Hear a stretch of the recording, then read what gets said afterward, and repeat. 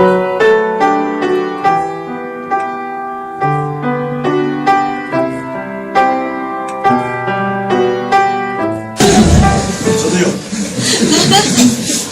감동이 쓰라미처럼 고맙습니다. 한 달 반 정도 이어졌던 마음으로 새로운 마음으로 듣게 되어서 고맙습니다.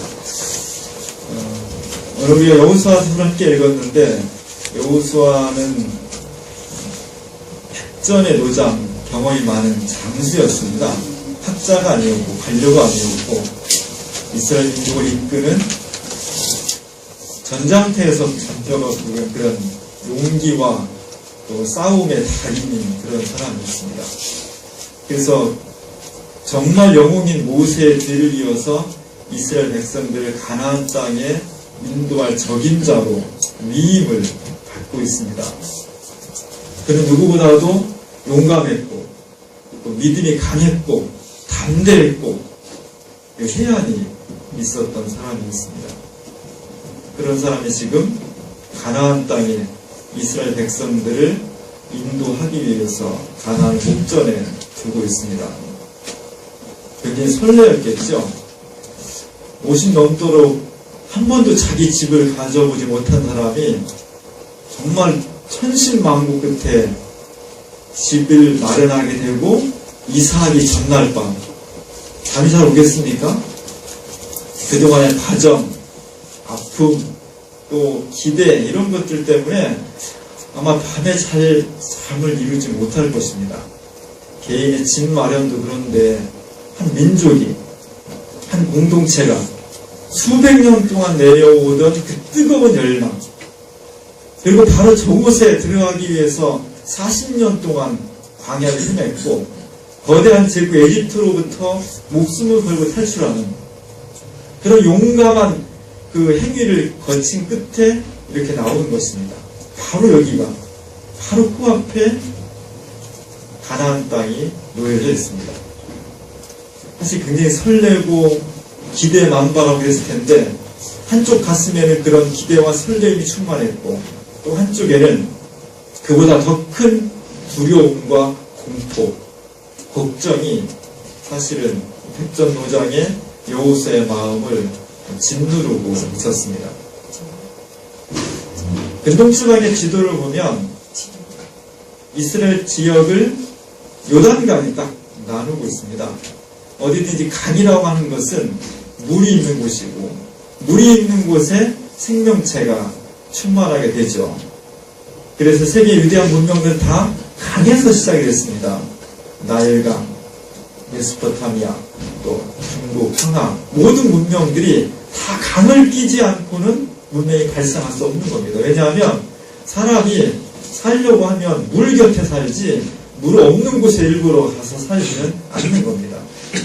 물이 있어야 농작물을 재배할 수가 있고, 물이 있어야 먹을 수 있고, 농사를 지음으로써 생산물이 증대되고, 잉여 생산물이 있어야 문화가 발전하고 군사력을 키울 수 있기 때문에 어떤 곳이든지 문명이 발생한다는 것은 물을 끼고 있는 겁니다. 이스라엘 지방에 요단강이 흐릅니다. 요단강이 딱 흐르는 곳을 통해서 서편 지역을 가나안 땅이라고 하고, 동편 지역을 트랜스 요르단, 광야라고 말을 하는 거죠. 광야는 물이 없어서 생명체가 살기에 부적합한 곳입니다. 그런데 이쪽 서편에는 산도 있고 강도 있고 바다도 있고 그곳에 새로운 문명과 삶이 꽃피울 수 있는 그런 곳입니다. 여기를 지금 들어가려고 하는 거죠. 저곳에만 들어가면 그토록 오랫동안 고통스러웠던 아픈 과거들을 다 잊어버릴 수가 있는 겁니다. 그동안의 아픔과 고통들을 보상받을 수 있는 새로운 역사가 출발될 수 있는 것입니다. 얼마나 설레겠습니까? 그런데 여호수아가 지금 두려워하고 있습니다. 마음이 약해지고 있습니다. 누구보다도 용감했고 누구보다도 믿음이 충만했던 여호수아의 다리가 후들거리고 있습니다.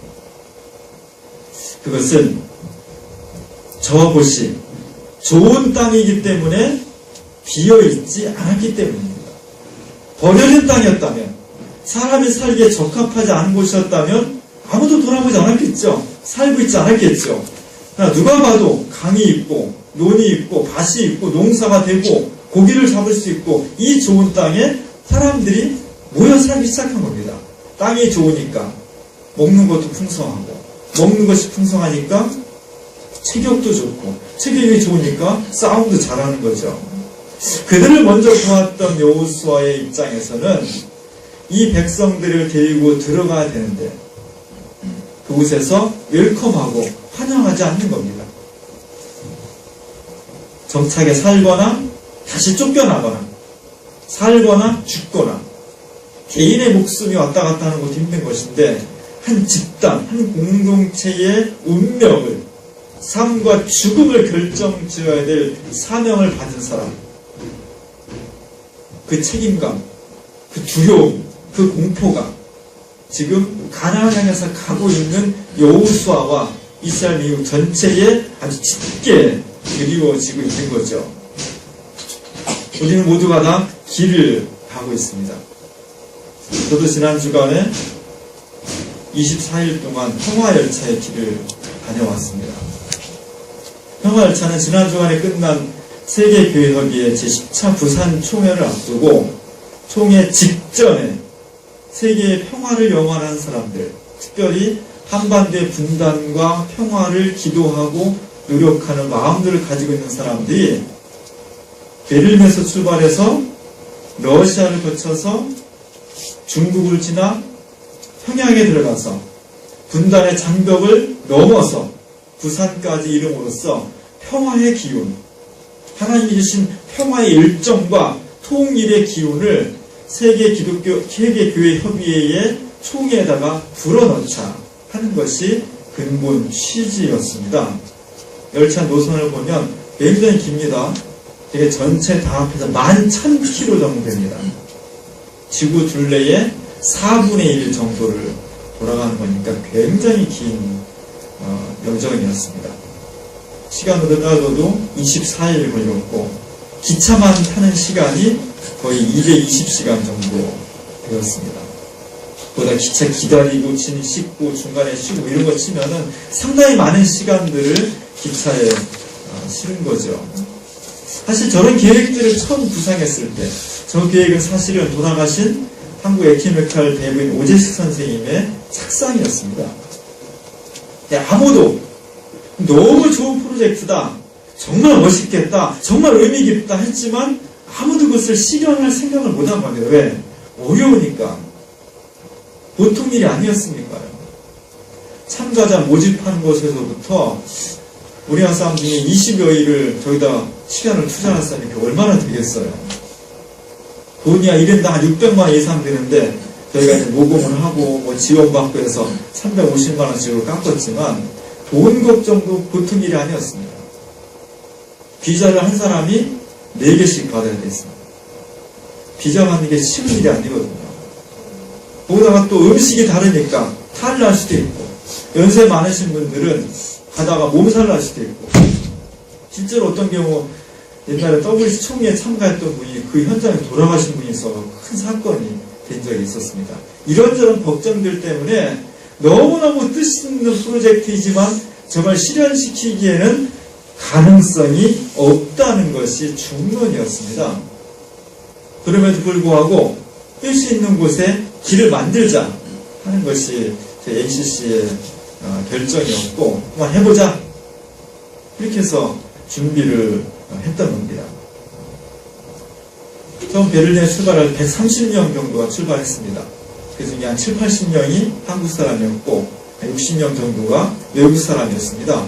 16개국에서 모였으니까 독일 사람도 있었지만 캐나다 사람, 또 아프리카 사람, 인도 사람, 여러 나라 사람들이 모여서 언어도 다르고 생김새도 다르고 처음 보는 사람들이 기차를 타고 가는 그런 여정을 시작하게 된 거였습니다.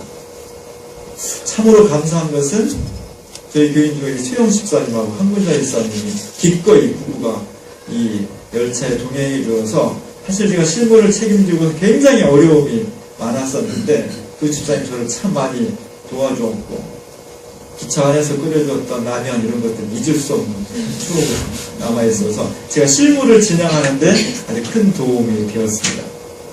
이 길을 가는 데 있어서 얼마나 많은 기대와 신기한 것들이 있었겠어요.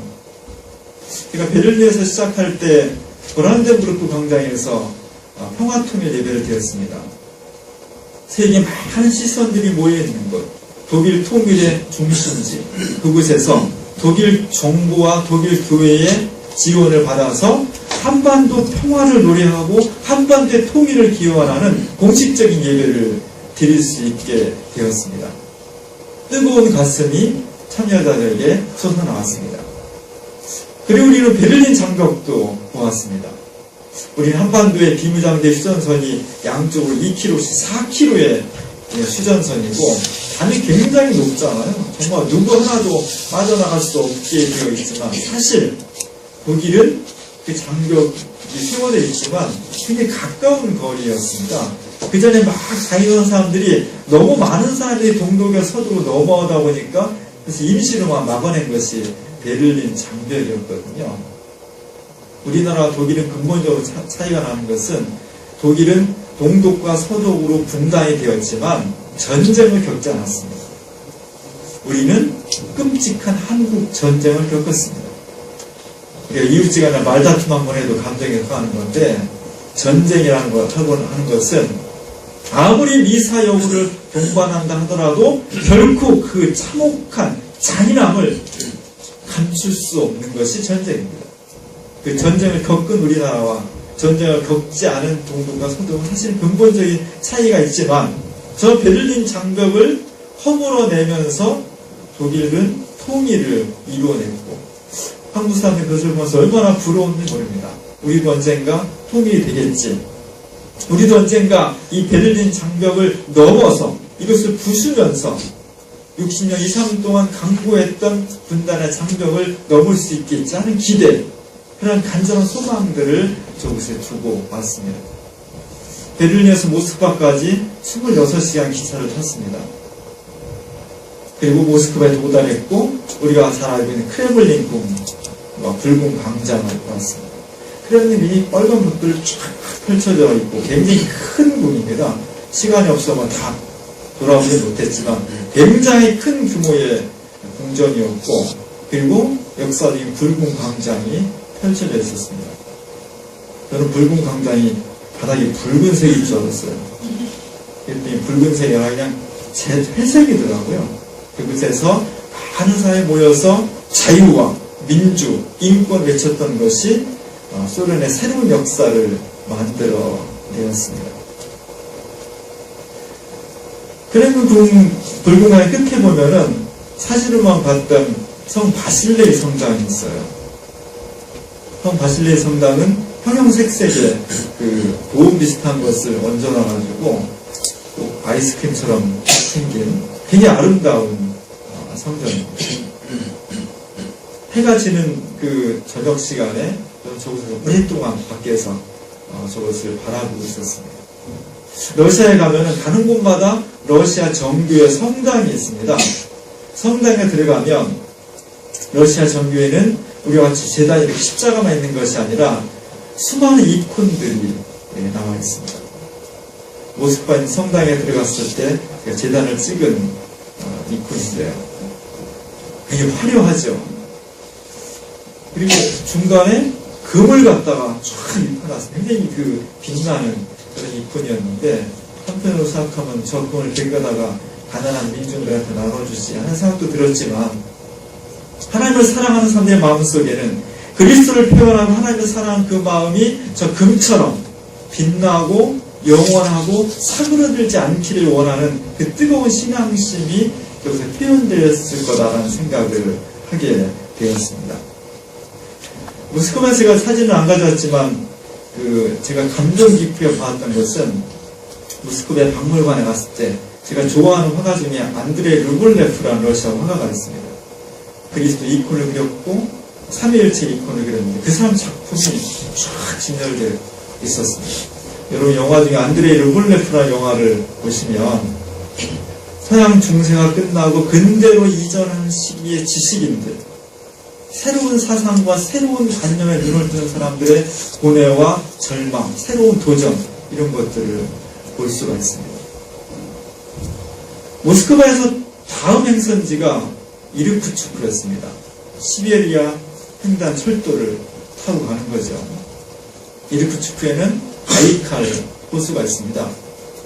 여기까지 가는데 기차가 95시간을 기차를 타고 가는 여정입니다.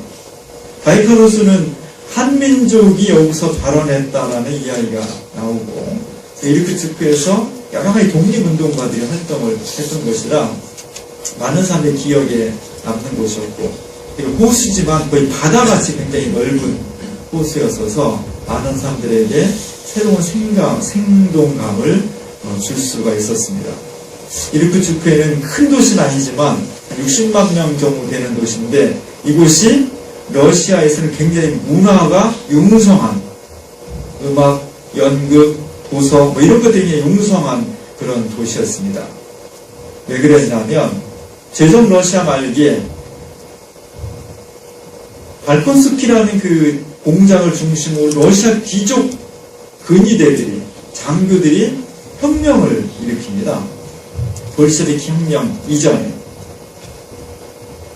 그들이 나폴레옹 전쟁을 따라다니면서 근대 유럽의 새로운 변화들, 새로운 민주, 인권 이런 의식들이 받아들이면서 그 현실을 보고 러시아로 돌아왔을 때 농노들의 비참한 생활, 민중들의 끔찍한 고통 이런 것들을 바라보면서 이래서는 안 된다는 것을 선언하고 그들이 혁명을 10여 명이 일으키죠. 당연히 진압당하죠. 그리고 많은 사람들이 모스크바로부터 시베리아로 유배를 떠납니다. 그 길이 7,000km인가 그랬다고 해요. 그 길을 걸어서 갔다 그럽니다. 더 놀라운 것은 그 다음날 이 유배당한 사람들의 부인이나 애인, 여성들이 그 길을 똑같이 따라서 갔다는 거예요. 25년인가 유배의 생활을 끝내고 다시 민간으로 복귀되었을 때 그들은 모스크바로 돌아오지 않고 이르쿠츠크에 남는 겁니다.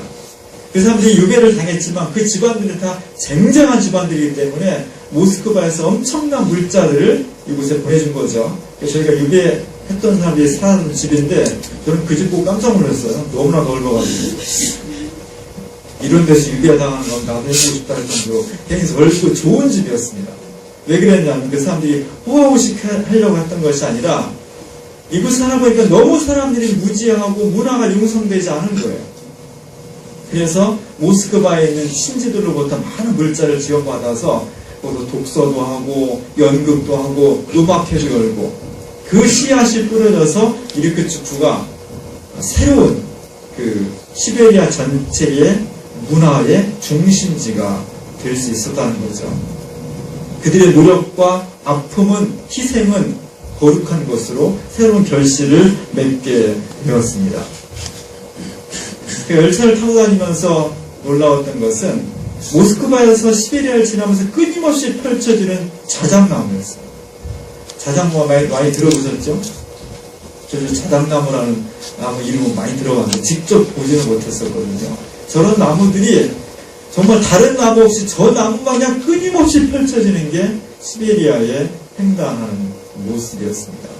그리고 저 나무 굉장히 강인해 보였고 대륙을 지키는 나무로서 굳건히 서 있는 것을 보았습니다. 그리고 이르쿠츠크에서 중국으로 넘어왔습니다. 중국에서는 새로운 기독교의 부흥이 눈으로 보여졌습니다. 제가 북경에 있는 해전교회라는 곳을, 하이렌 교회라는 곳을 찾아갔는데 저 교회 교인이 한 7,000명 정도 되더라고요. 중국 인구가 많아서 중국의 공식 인구가 13억인데 비공식 인구가 한 16억 정도 된다고 합니다. 한 명만 호적에 올릴 수가 있어서 호적에 안 올리는 자식들이 굉장히 많다고요. 그래서 가는 곳마다 교회가 보통 5,000명, 7,000명 이렇게 모이는 교회들이 굉장히 많이 있었습니다. 중국은 기독교의 새로운 중심지로 자리 잡을 수도 있겠다 하는 생각을 했습니다. 이렇게 신기하고 좋은 것들, 가슴 설레게 하는 것들을 저희가 경험을 했는데 그 길에 꼭 이렇게 좋은 것들만 있었겠습니까? 또 하나의 고통스러운 면들이 반드시 존재하는 거죠. 그러니까 기차를 한 200여 시간 탔는데요. 첫 번째 26시간 탈 때 굉장히 힘들었습니다. 근데 모스크바에서 이르쿠츠까지 95시간을 타고 나니까 이제 20몇 시간 타는 거는 그냥 가볍게 탈 수 있을 것 같더라고요. 영화에서 보면은 멋있는 유럽행 열차가 그 침대칸이 그렇잖아요. 저도 머릿속에 다 그리고 왔는데 가보니까 물론 침대칸은 맞긴 맞는데 그렇게 럭셔리하지 않더라고요. 4인실이 있고 6인실이 있는데 저는 26시간 탈 때 그 3층에 걸렸어요. 원래 제가 다른 칸이었는데 연세 많으신 목사님이 먼저 타고 있던 러시아 부부의 칸에 배정이 돼가지고 이 목사님 짐을 들고 들어가지 못하고 거기서 그냥 망연자실 앉아 계시더라고요. 설습시간 다리를 바꿔드렸는데 저도 숨도 못 쉬고 잤습니다. 그만큼 좁아요, 공간이.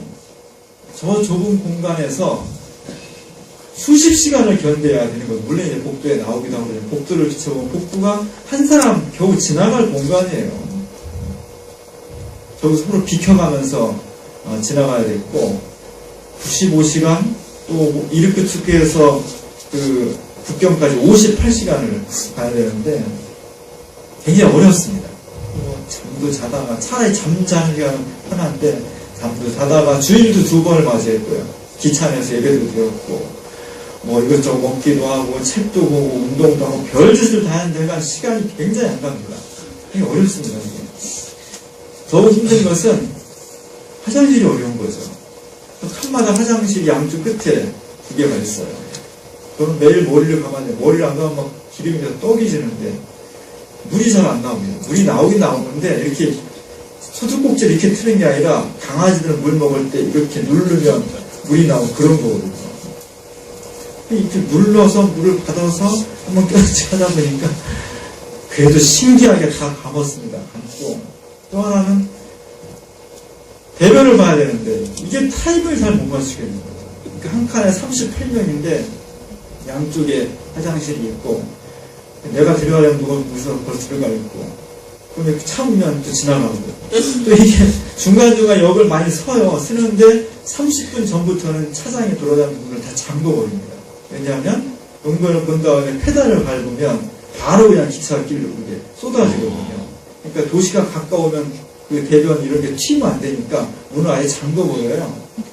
그러다 보니까 수많은 사람들이 말을 안 했지만 이 타이밍을 잘 못 맞춰가지고 먹는 건 계속 나오니까 뭐 먹어야 되고 그러니까 다 변비에 걸리는 거죠. 이런 것들이 상당히 힘든 과정이었습니다.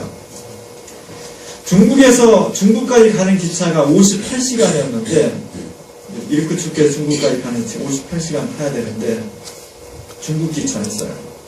이 중국 기차는 각 칸마다 난방을 합니다. 날씨가 추우니까. 근데 전체적으로는 그런 것이 아니겠지만 러시아 기차는 전기로 갔는데 중국 기차는 중간중간에 다 갈탄을 떼는 거예요. 각 칸마다 난방하는 거를 각 칸 사이마다 이렇게 갈탄을 떼는 곳이 있습니다. 그리고 늘 뜨거운 물을 통으로 공급을 해준 거기도 갈탄을 떼요. 기차가 지나가면 갈탄 연기가 객실로 들어오는 거죠. 그냥 뭐 연탄가스는 아니지만 연탄가스였으면 다 죽었겠죠. 갈탄가스였기 때문에 뭐 죽지는 않았지만 나중에 보면 막 코가 시커멓고 머리가 아프고 막 이렇게 힘든 과정을 거쳤습니다. 노인 양반들은 70세 넘으신 분들도 굉장히 많았거든요. 이런 분들은 막 힘들었죠. 어려웠습니다. 근데도 잘 견디면서 그 과정을 이겨나가시더라고요. 이런 어떤 그 생리적인 어떤 고통들이, 육체적으로 견디기 힘든 고통들이 굉장히 많이 있었습니다. 또 하나는 사실 이 여정의 꽃은, 하이라이트는 북경에서 단동을 거치지 않고 평양에 들어가는 거였습니다. 사실 저는 이 일을 위해서 떠나기 전까지 통일부랑 협의를 했고 북한의 조선 그리스도인이랑 수많은 공식 비공식장 모든 채널을 다 동원해가지고 노력을 했습니다. 이게 굉장히 예민한 문제고 남한과 북한의 정치와 관련된 문제이기 굉장히 조심스러운 문제거든요. 무지막지한 노력과 에너지를 소요했는데 떠날 때까지는 사실은 확정이 안 됐었습니다. 우리가 베를린에서 출발할 때부터도 또 다른 우리 총무님과 여러분들이 이 문제를 해결하기 위해서 다각적으로 노력을 했고, 통일방 또 얘기를 하고, 또 신앙에서 대표들을 만나서 얘기를 하고, 그래서 북경에서 떠나기 직전까지도 우리는 모든 사람들이 북한에 들어갈 수 있다는 굉장히 기대를 가지고 있었습니다. 물론 가능성은 반반이라고 얘기를 했지만 상당히 좋은 조짐들이 있었고 또 가능성 되게 많이 있었고 언론에서도 될 것 같다는 이야기 많이 나왔고 최종적으로 떠나기 전날까지 이것이 이루어지지 않았습니다. 기대했던 것이 이루어지지 않았던 것. 참가자들 중에는 친척들을 언니들을 북한에 남겨두고 있어서 이번에 그 언니들을 만나기 위해서 잔뜩 기대를 가지고 오신 분들도 있었거든요. 그분들은 막 엉엉 울었습니다. 그런 어떤 좌절의 분위기, 그런 어떤 절망적인 분위기들이 또 기차를 타고가면서 많은 사람에게 아픔을 주었던 거죠. 저희 실무진으로서는 그런 분위기를 새롭게 한다는 것이 굉장히 벅찬 거였습니다. 또 후유증도 나타났습니다. 제가 자세히 얘기할 수는 없지만 제가 북경에서 북한 대사관을 갈 수밖에 없었습니다. 북한 대사관 엉겹게를 갔는데요. 북경의 한 시내에 북한 대사관 한 블록을 차지하고 있습니다. 굉장히 넓은 지역을 차지하고 있습니다. 사진 찍는데도 좀 겁이 나요. 너무 높게 담이 쳐져 있고 문마다 다 중국 경찰이 지키고 있기 때문에 사진 한번 잘못 찍으면 사진 뺏길 것 같아갖고 사실 그러진 않았는데 꼭 그럴 것 같은 공포가 그곳에 있습니다. 그 옆에 보면은 북한에서 운영하는 식당이 하나 있어가지고 제가 본의 아니게 저 식당에 가서 비빔밥을 먹었습니다. 갈 수밖에 없는, 일행은 떠나야 되는데 저는 저희 가서 일을 처리할 수밖에 없는, 물론 북한 대사관에 들어갈 수는 없었어요. 제가 들어가려고 했는데 그게 쉽지 않더라고요. 이런 어떤 후유증들이 여행대 한 기간 동안에 굉장히 많이 있었습니다. 그래서 저 길은 24일간에 걸친 11,000km에 걸친 길은 처음 출발할 때부터 설레임과 기대, 또 우리가 가지고 있는 두려움과 걱정, 근심 이런 것들이 그대로 맞아 떨어지면서 저 속에는 신나는 것도 있고 즐거운 것도 있었지만 그래서 고통도 있었고 힘든 것도 있었고 두려움도 있었고 많은 것들이 복합되어져 있는 길이었다고 생각합니다. 그래서 저희가 모든 일정을 마치고 부산에 지난 10월 28일 밤에 도착을 했습니다. 그리고 10월 29일 날 정식 클로징하는 마지막 폐회 예배를 드렸습니다. 많은 사람들이 몸도 지치고 마음도 지치고 24일간 집을 떠나 있었으니까 얼마나 집에 가고 싶겠어요. 몸도 막 찌뿌둥하고. 근데 이 사람들이 헤어질 줄 모르는 거예요. 예배를 드리고 나서도 갈 줄을 모르고, 예배 끝나고 나서도 헤어져야 되는데 가지를 못하고, 헤어지고 나서도 계속 SNS를 통해서 서로 질문을, 대화를 주고받고, 사진을 주고받고, 금방 보고 싶다 그러고, 그런 감정들이 계속 남아 있었습니다. 참견한 사람 중에 호주에서 온 노인 부부가 있어요. 유울이란 부부가 있었는데, 이 부부는 파란 옷이 저희가 평화열차 참가자에게 준 티였거든요. 후드 티였거든요. 그 사람은 그 부부는 열차가 끝나고 WC 총회가 열흘간 지속됐는데 그 총회까지 다 참석을 했어요. 근데 제가 열흘간 부스에 있으면서 그 평화열차 부스를 내가 마련하고 WC 참가자들한테 일단 설명해주고 했는데 열흘 내내 부부가 저 옷을 입고 다니더라고요. 우리 총회하는 동안에. 그럼 많은 사람들이 저는 저 옷이 별로 저한테 안 맞아가지고 안 입고 다녔는데 그 옷을 굉장히 좋아하더라고요. 그런 애정과 추억이 있던 거죠. 저희가 평양을 들어가지 못하고 북경에서 단동으로 기차를 타고 왔습니다. 그 단동에서 마지막으로 배를 타고 인천까지 16시간 배를 타고 왔는데 그곳에서 배는 6명씩 한 조를 이루어서 잠을 자게 됩니다. 6명씩 잠을 자는 사람들한테 각 방마다 종이를 하나씩 나눠주고 이제까지 평화열차의 어떤 그 느낌을 간단하게 적어보라고 했습니다. 롤링 페이퍼를 만든 거죠. 그래서 그것을 쭉 줬는데 저희 방에 주었던 내용입니다. 저도 받아들고서 뭘 써야 될까 고민을 하다가 제가 처음으로 쓴 첫 번째 문장이 그런 거였습니다. 두려움으로 시작한 길이었다. 두려움으로 시작했는데 우리가 가는 곳마다 평화의 열정과 평화에 대한 염원들을 저는 느낄 수가 있었다. 그런데 그 평화의 이면에는 수많은 인내와 헌신이 그곳에 점철되어 있었다. 그것이 개인과 역사의 평화를 위한 노력들의 밑거름으로 사가서 언젠가는 새로운 역사로 보담할 것이다. 굉장히 힘들고 어려웠지만 2014년대 평화열차를 벌써 그리고 있다. 이런 그 내용들을 간단히 적었습니다. 우리가 살아가는 길들 굉장히 어렵고 힘들었지만 양면성이 있는 거죠.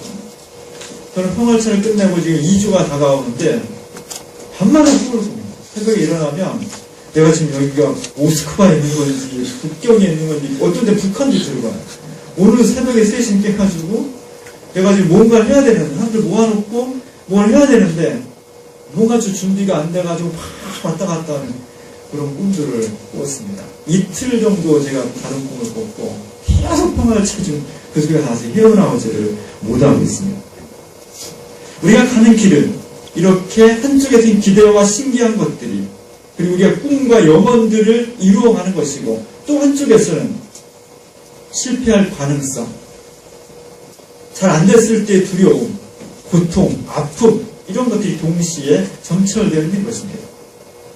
오늘 여호수아가 제가 했던 것은 어쨌든 그것은 하나의 여행의 성격을 가지고 있습니다.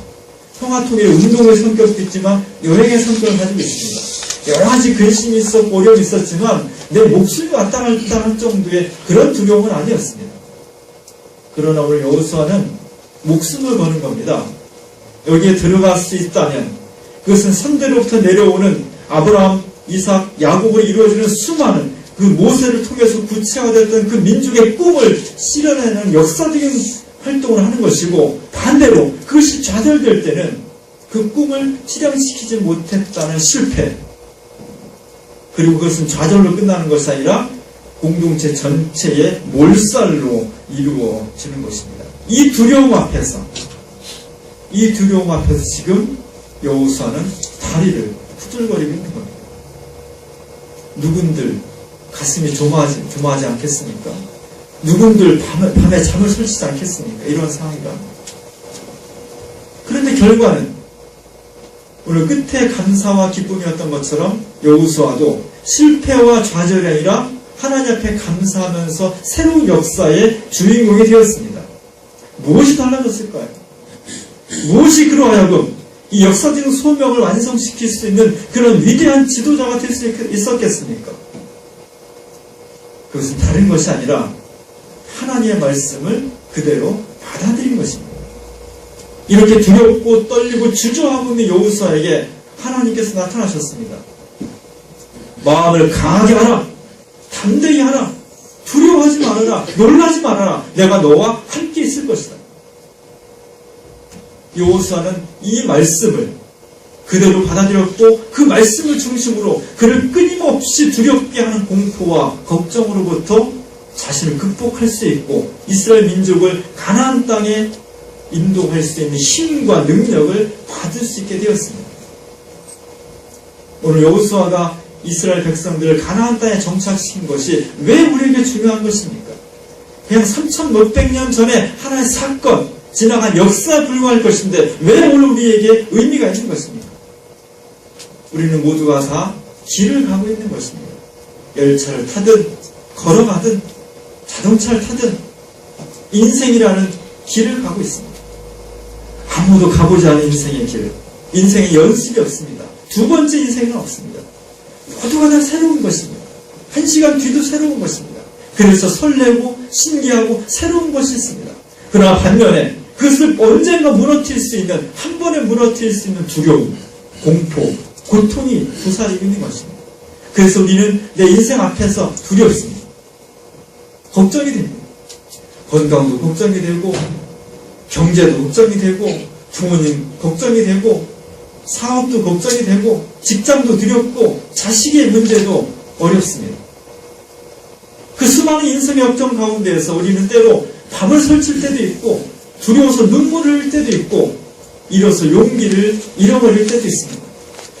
그러나 그때 하나님께서 오늘 여호수아에게 나타나셨던 것처럼 왜 두려워하느냐? 왜 걱정하느냐? 마음을 강하게 하고 담대히 해라. 내가 너와 함께 할 것이다. 이 믿음을 가지고 나아갔을 때 새로운 역사를 이뤘다는 것이 수많은 여호수아 후예들의 증언인 것입니다. 교회도 마찬가지입니다. 우리의 교회 공동체가 새로운 역사를 만든다는 것은 한 번에 이루어지지 않습니다. 거저 이루어지는 것이 아닙니다. 우리 이 공동체가 새로운 교회, 새로운 믿음, 새로운 역사를 만들기 위해서 끊임없이 기도하고 논의하고 마음을 모아서 나아갈 때 그 길이 순탄치만 않습니다. 새로운 교회를 만든다는 기대와 설렘이 있다면 그 이면에 더 깊은, 더 강한 것으로 두려움과 공포가 있는 겁니다. 난관이 있는 것입니다. 그래서 우리는 주저하게 되고 겁나게 되고 그리고 포기하고 싶은 심정도 있는 것입니다. 그때 하나님께서 우리가 나타나셔서 마음을 강하게 하고 담대히 해라. 놀라지 말아라. 두려워하지 말아라. 이 음성을 들려주십니다. 우리 모두는 다 하나님의 음성을 듣고 있는 겁니다. 문제는 이 음성을 듣고 그냥 흘려버리는 사람이 있고 그 음성을 붙잡고 내 인생과 내 가정과 교회의 중심에 그 말씀을 붙잡고 살아가는 사람이 있는 겁니다. 거기서 인생과 교회의 성패가 갈라지는 겁니다. 역사의 성공과 실패가 극명하게 갈라지는 것입니다.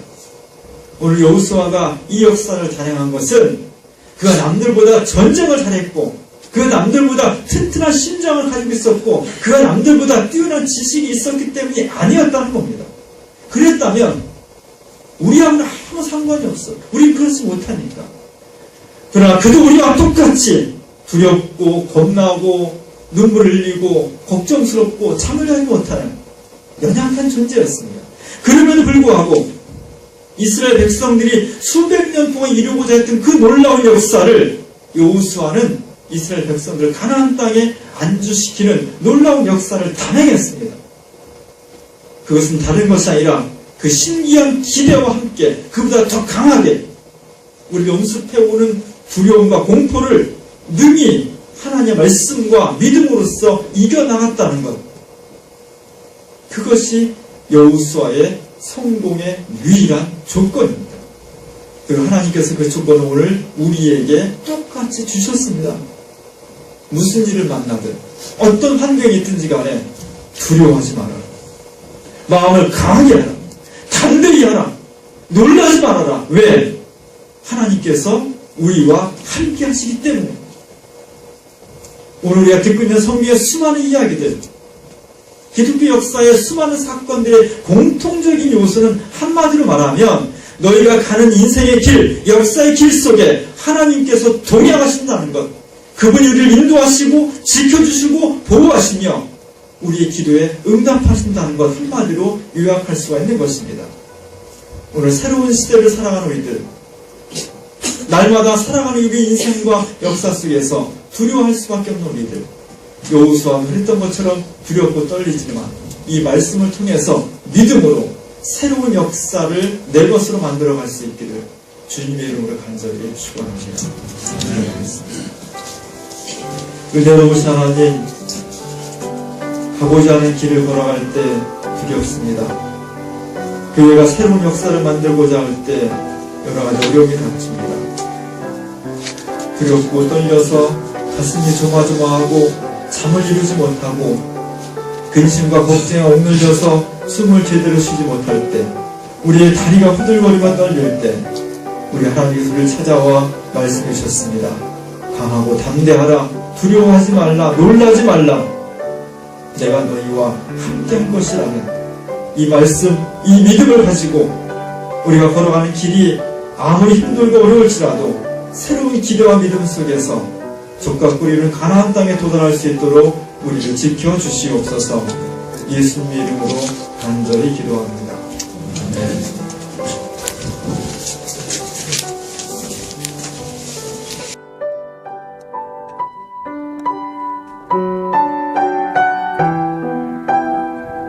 있습니다.